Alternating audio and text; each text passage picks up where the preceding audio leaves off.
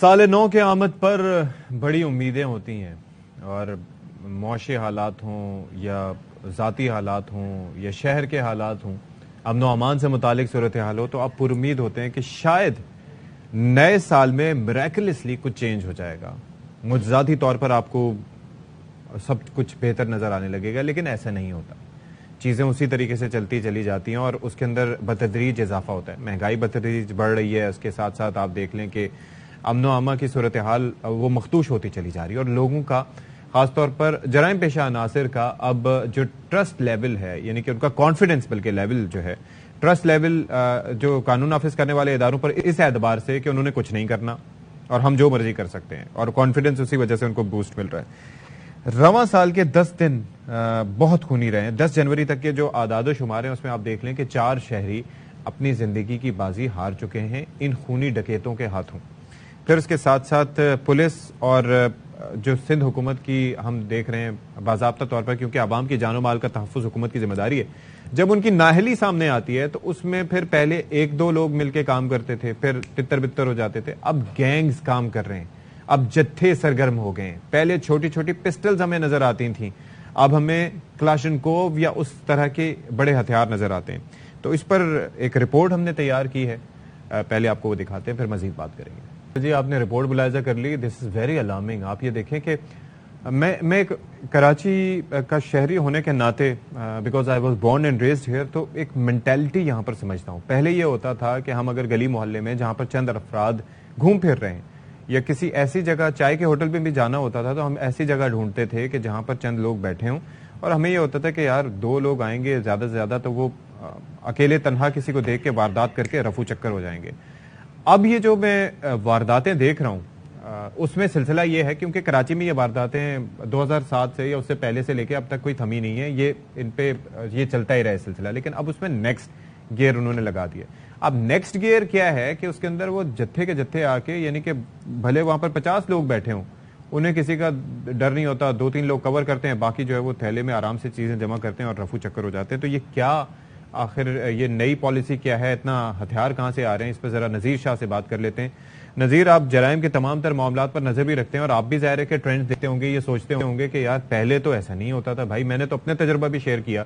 ایسا نہیں ہوتا تھا نذیر کہ ہم جا کے کسی ہوٹل پہ بیٹھتے تھے تو یہ اپنے دوستوں سے یہی بات ہوتی تھی کہ یار کسی ایسی جگہ چلو جہاں پر لوگ زیادہ بیٹھے ہوں، تو وہاں پر ایسی وارداتیں نہیں ہوتی، کیونکہ ہمارے ذہن میں میکسیمم 2 لوگوں کا کانسیپٹ تھا۔ اب یہ 2 سے تعداد 4 اور 6 ہو چکی ہے، اور پھر بے خوفی بھی بڑھ چکی ہے۔ یہ معاملہ کیا ہے آخر؟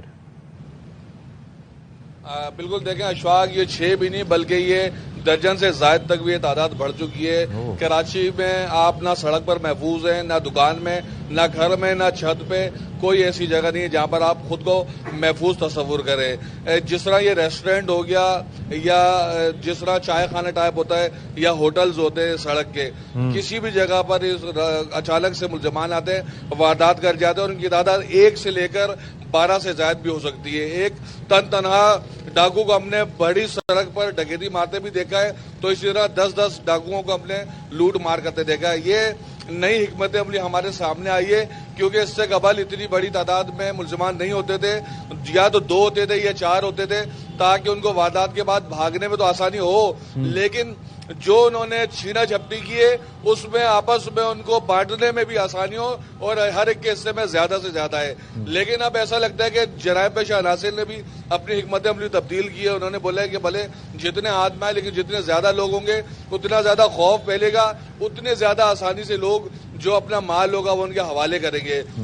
محمود آباد ہو یا فیروز آباد ہو، بلوچ کالونی ہو، اورنگی ڈیفینس، کوئی بھی جگہ آپ دیکھیں جرائم پیشہ عناصر سے محفوظ نہیں رہا، اور جرائم پیشہ عناصر دندناتے ہوئے آتے ہیں، اور نہ صرف وارداتیں کرتے ہیں بلکہ مزاحمت پر شہریوں کو قتل بھی کر دیا جاتا ہے۔ ابھی اس پروگرام کے سٹارٹنگ میں جیسے آپ نے کہا کہ 4 شہری جو ہے مزاحمت پر مارے جا چکے ہیں، تو اب سے کچھ دیر قبل یہ تعداد 5 ہو چکی ہے۔ آپ کے جو رواں سال کے 11 روز اگر آپ کاؤنٹ کریں تو اسپیسیفک 9 روز کے دوران 5 شہری ڈکیتی مزاحمت پر جان کی بازی ہار چکے ہیں، جن میں پہلا شہری 2 جنوری کو شاہد گورنگی عوامی کالونی میں، دوسری خاتون ثنا طارق 5 تاریخ کو گلستان جوہر میں، اور تیسرا عبد الرزاق سچل تھانے میں، اور چوتھا نور رحمان سائٹ سپر ہائی وے میں، اور 5واں شہری سلمان آج رات 3:30 بجے سرجانی کے علاقے میں اپنے گھر کے اندر ڈکیتی مزاحمت پر مارا گیا ہے۔ اگر آپ ہیٹرک دیکھی جائے تو آپ کے یہ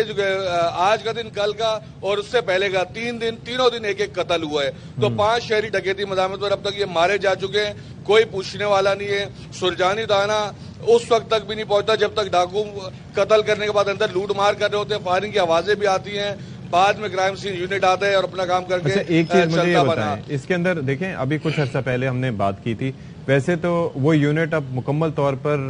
عوامی نظر میں غیر فعال ہی ہے اور وہ کبھی بھی اتنا افیکٹو نہیں رہا، اور اس کے اوپر کچھ اس طرح کی چیزیں بھی سامنے آ گئی ہیں، کنٹروورسیز بھی، کہ جس کے بعد اس کی مقبولیت اور کم ہوئی ہے۔ وہ ہے شاہین فورس، یعنی کہ بائک پہ سوار جو پولیس اہلکار ہیں ان کو بھیجا جانا تھا، لیکن ایک وہ ڈیفنس والا واقعہ ہوا، اس کی جو ویڈیو سامنے آئی، پھر ظاہر ہے کہ ایک جوان کی جان بھی گئی، پھر 1-2 اور واقعات بھی ہوئے جہاں پر یہ بھی رپورٹ ہوا کہ وہ ایکسٹورشن وغیرہ میں بھی بعض اوقات وہ اہلکار ملوث ہوتے ہیں۔ لیکن اب چکر یہ ہے کہ وہ ہوتے ہیں 2 اہلکار، یا سمجھ لیں کہ 2 سے 2 جمع 2 4 بھی کر لیں تو تب بھی وہ ان لوگوں سے جو کہ درجن بھر ہیں یا 6 کی تعداد میں یا 8 کی تعداد میں، ان سے نمٹنے کے لیے تو ناکافی ہیں۔ ان سے نمٹنے کے لیے تو 1 یا 2 موبائلز کی آپ کو ضرورت ہے، پولیس موبائلز کی۔ تو یہ اسٹریٹجی آپ کی نظر میں ناکام نہیں ہو گئی پولیس کی؟ انہیں اب کچھ اور سوچنا ہوگا۔ دیکھیں اشفاق، میں آپ کے اس بات سے اس لیے مکمل اتفاق نہیں کروں گا کہ اگر یہ شاہین فورس تھانے کی سطح پر ہو تو آپ کی بات بالکل ٹھیک سمجھتا ہوں میں، یہ 4 یا 6 بھی شاید ان کو نہ سنبھال سکے، لیکن اگر یہ باقاعدہ ڈولفن فورس کی طرز پر تربیت یافتہ ہوں، دیکھیں ایک فورس ہوتی ہے، وہ تو ہے ہی نہیں نا، میں ہماری پولیس یہ سروس ہے، میں اس کی بات ہی نہیں کر رہا۔ ایک اہلکار ہوتا ہے نا، وہ 10 پر بھاری ہوتا ہے۔ نہیں وہ تو ہوتا ہے جب ہوتا ہے۔ مقصد یہی ہے۔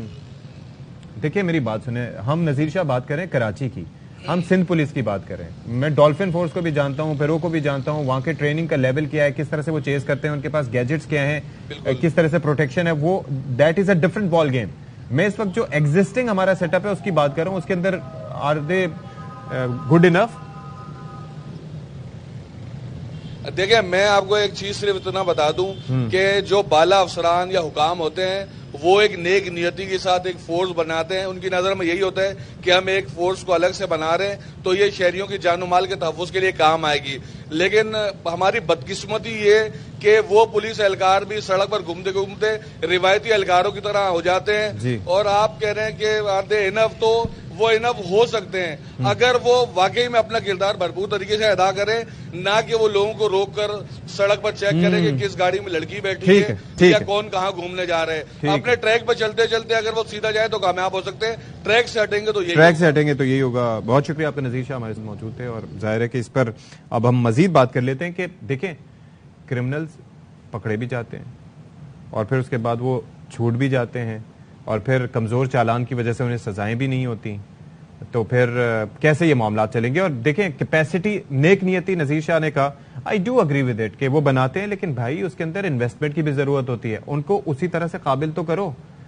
اس قابلیت کے برابر ہوں گے، ان کی ٹریننگ ویسی ہوگی، ان کو نمٹنے کا طریقہ کار پتا ہوگا، ان کو یہ پتا ہوگا کہ ان کو انسینٹیوز دیے جائیں گے، اسی تنخواہ پہ نیا کام کروائیں گے، تو پھر آپ کا وہ کہاں سے دل کرے گا وہ کام کرنے کا؟ پھر آپ ایسے ہی کھڑے ہو کے عام پولیس کی طرح پیسے پکڑیں گے۔